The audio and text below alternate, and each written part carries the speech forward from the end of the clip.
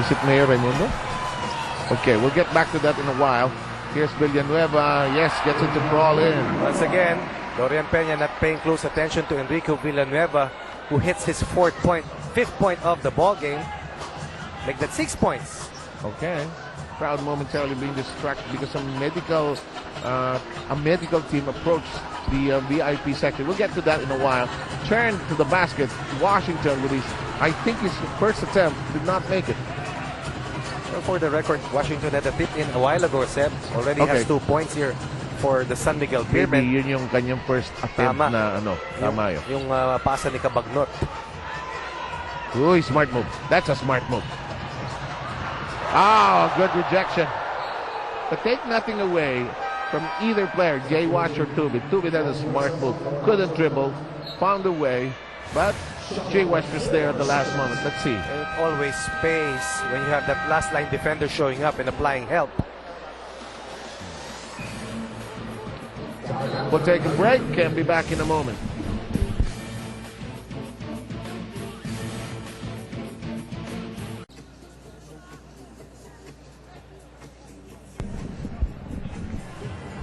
Back with us here. Let's take a look at the rivalry between these two, Ronnie. Both teams have met each other so many times, but San Miguel has shown the dominance over the Gin Kings in the 5 times that they have met, with San Miguel meeting winning 3 of those meetings, and they want to impose their dominance over Ginebra once again here in the Philippine Cup. Trying to restore the game.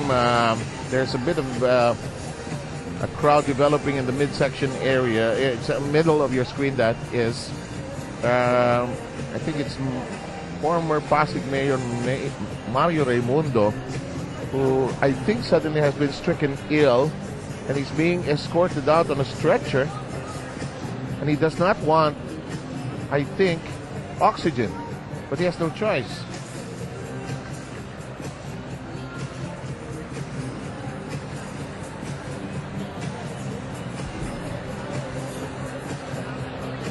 Let's try to get back to the game. 4:15 to go.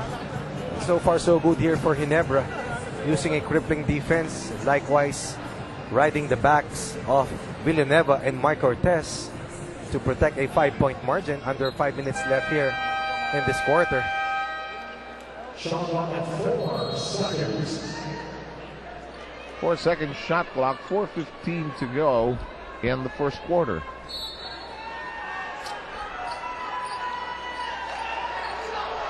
Nice play. That was excellent coming off the timeout.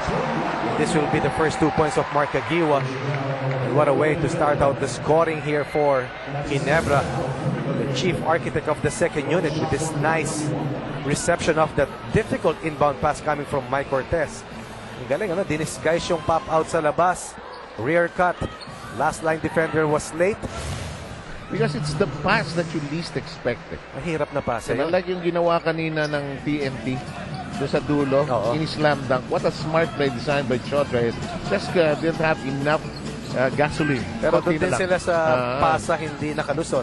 They were 1 pass away and a layup away from gaining that 2-0 advantage over their Derby Ace Llamados. And they had 3 timeouts left. Well, you can easily speculate. It happens. Momentum eh. Ako momentum eh. Hindi na naisip at that time. Anyway, that series is now tied 1 apiece. In the meantime, this one is just beginning. Cortez has earned the respect now of the defense of San Miguel, but Villanueva is going berserk here in the opening period with 8. And San Miguel needs to respect the offensive power here of Enrico Villanueva, was accounted for 8 out of Ginebra's 19. I don't think they heard you that he's actually in a resurgence, On the rise, definitely. But here, Ontiveros hitting his first 2 points of the game. Olsen Vasela, first man off the bench for San Miguel. Coach Agustin going to his veterans. I understand why. He needs energy. If Olsen can give that to him, I really don't care about Olsen's age, but he's an energizer bunny. He'll give them a lot of kinetic power coming off the bench. But that is partially blocked. And now they're paying attention to Enrico Villanueva, who was challenged by Dorian Peña finally underneath. Jay Wash unloads a 3. Rebound, Tubid. Kala ko in-spike eh. In-spike niya papunta sa sarili niya. Sa sarili niya. Once again, Ginebra not allowing San Miguel any second chance opportunities. 19-13, 2:38 to go. We have a foul. Sarwin Santos fighting off the pick by Mike Cortez. Kanina, Seb, dun sa report ni Magu, ang nagustuhan ko ron is yung mga pinoint out niya na preparations ng dalawang coaches. Talk about matchup, defensive concepts. At yung kaninang inbound ni Mike Cortez kay Mark Agiwa, yun yung mga bagay na nagkaroon ka ng opportunity na i-work on dahil sa mahabang preparasyon para sa semifinals. And talking of Bagug, join us please. You know, just like what Coach Ronnie mentioned earlier on in the coverage, after having played just 3 games in December and 1 tune-up game during the break, there is a little concern regarding rust for the San Miguel Beermen. Assistant Coach B-Boy Ravanes tells us it is a good problem for them as all of their practices have been really competitive and that everybody is on the same page. And having just a couple of days off for Christmas and New Year's, Coach Ato Agustin relates that everybody is healthy. He just hopes their timing is not completely off and just reminded the boys to protect the lane, be wary of the Kings' short interior passes, and just give it their all to win the game. Seb? Talking of B-Boy Ravanes, he just showed his notebook to Ato Agustin.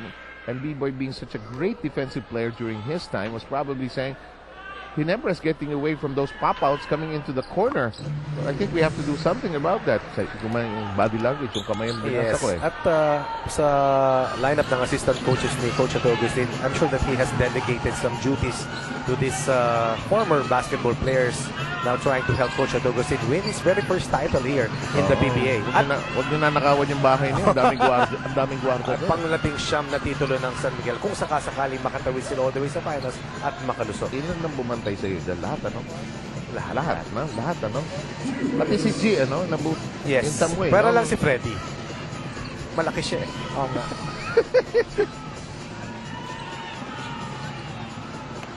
Villanueva is aggressive here tonight. Jay Wash calls it down, however.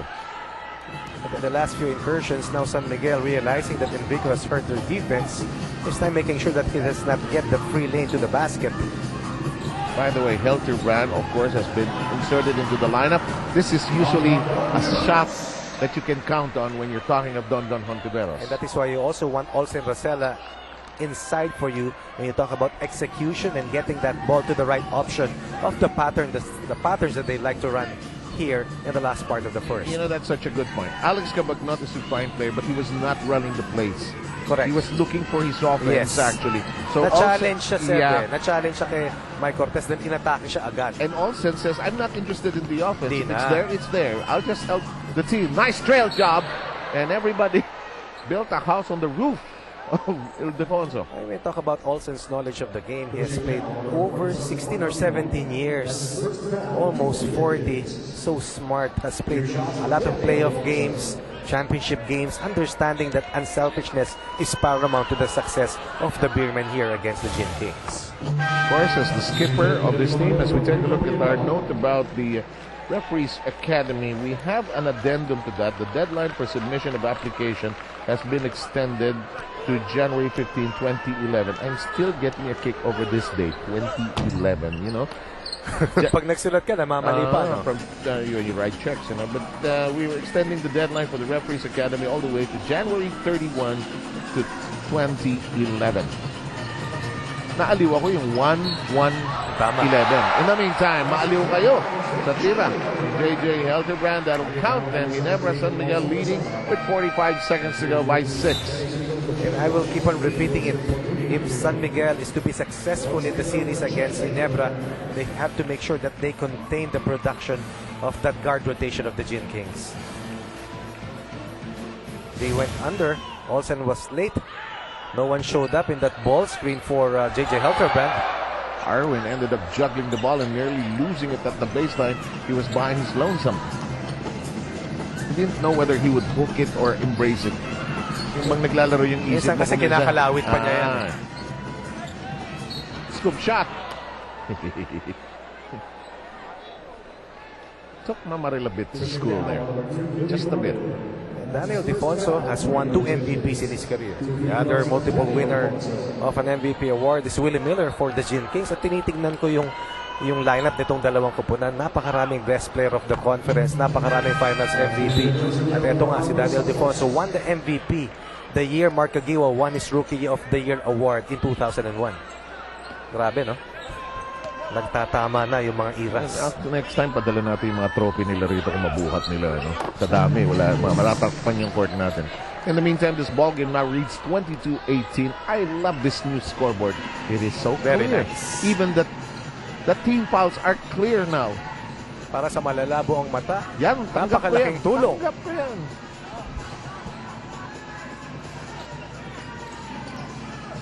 Wilson with a bone-crunching pick against Rosella. Miller wide open. Just couldn't nail it. Lost a bit of rhythm there. Olsen lets it fly. That's why he's inside here for San Miguel. You need energy. Ball at number 17. He knew what he was doing. Watch it again. They were behind by 8 before his entry. Now they're only down by 1 heading into the second quarter.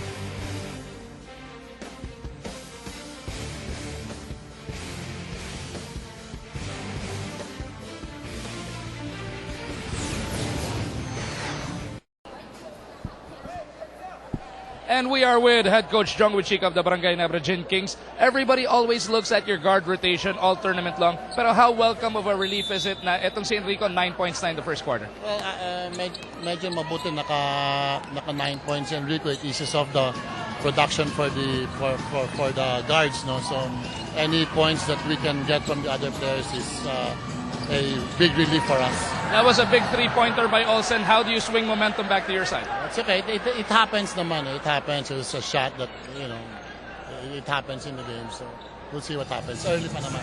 Thank you, Coach. Good luck the rest of the way. Back to 7, Ronnie. Thanks, Magu. And that said like a truly experienced coach. Parang first round ng Pacquiao somebody against somebody. He's a very patient man, and that is why he has won 8 titles already in his over a decade coaching here in the PBA. 6 para sa San Miguel at 2 titulo na panalunan ni Coach Jong para sa Ginebra. Somebody was on the baseline in that last sequence. 2 straight turnovers. 2 straight turnovers here. What San Miguel has done is to defend well the ball screen attacks of Ginebra. Yung rotation nila sa pick and roll is precise, and right now, they are not allowing the small men of Ginebra to attack the basket or be able to launch a shot in the last 2 possessions. Did you think both teams started flat in that first quarter? I thought Ginebra was sharper than San Miguel, but definitely the veterans of San Miguel have come out here in the latter part of the first all the way to the start of the second to push San Miguel to its second lead of the game at 23-22. Lead indeed changing hands, and Olsen Rosella may have engineered that comeback, doing more than what he was asked to do. Here's the Ninja. His possession broken up. He tried to regain it, failed. Opportunity for the Gin Kings to regain the upper hand. A minute and a half saying goodbye to us. Halterbrand lets it fly. On the iron, nothing. Here comes Olsen. Looking for a trailer, nobody there. Set up for Don Don. Nothing.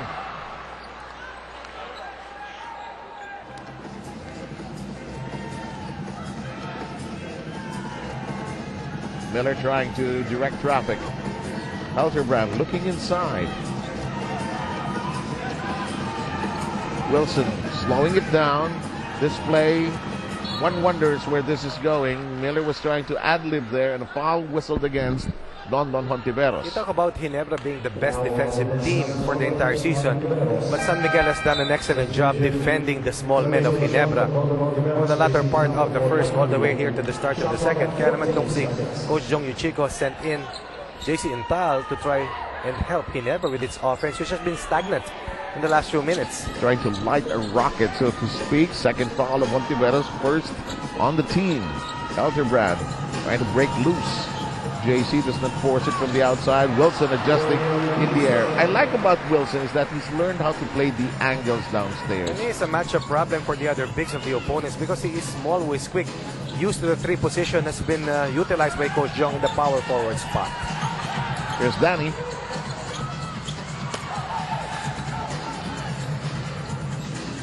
By the way, Siegel is on the floor, came in towards the